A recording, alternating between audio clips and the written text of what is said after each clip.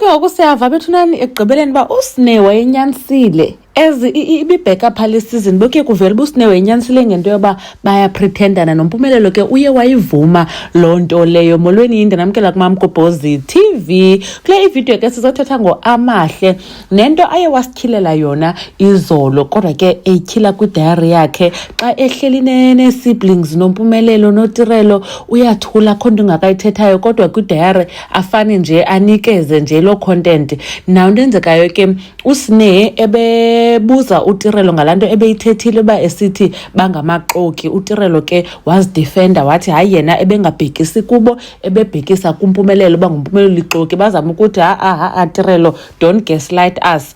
Bayicacisa but ke uTirelo hayi wabe engavumi. So Amahle ke uye waya kwidiary yakhe wachaza ba kutheni lento uTirelo esithi bangamaqoki. Uthu Amahle bayahle bana amongst each other uthu kuyahletyana then umuntu xa hleba nabantu ulindele uba naye xa kuhletywa ngaye abantu ahleba nabo bazawubuya bazomxelela babe kuthwani ngaye. So athi ke ngoku umuntu awuhletywa angaxelelwa ngabantu ahleba nabo athi bangamaqoki, which is I think into uTirelo ke kwenzeke loo nto leyo. So ke mna ndithatha as uba uTirelo ukhona umuntu ahleba nabo okanye ahleba naye between uSne noMpilo and then noTirelo ke kuye kwahletywa ngaye inoba yaphinda wayiva kuTirelo somehow and then ke be expecta uba apho behletywa khona lo muntu aqhela uhleba naye belindele ba amxelele okanye belindele ba bamxelele. So uthe ongaxelelwa wathi ke uba ngamaqoki. Mna ke ndicinga uba yinto edibene mhlawumbi nokwenza nento yolotyolwa kukaAmahle since uTirelo wayengaxelelwanga uyabo. So inoba uTirelo ke ngokuvila uba ii-siblings beziyazi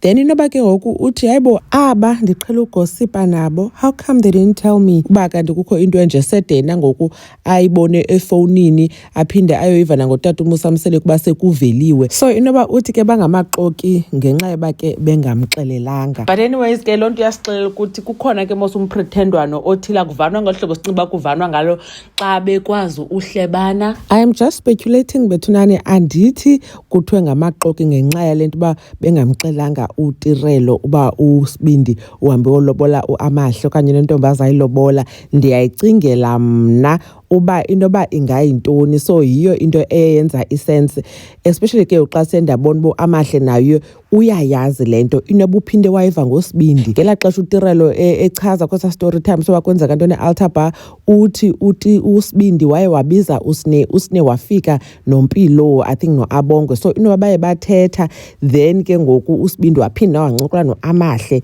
then wayazi ke ngokuba kanye kwenzeka ntoni. Hence ke uAmahle esithi bayahlebana aba. Anyways enkosi bethu nani ngokuthini bukele le video. uMamgobhozi uyanibona kwivideo elandelayo. Bye.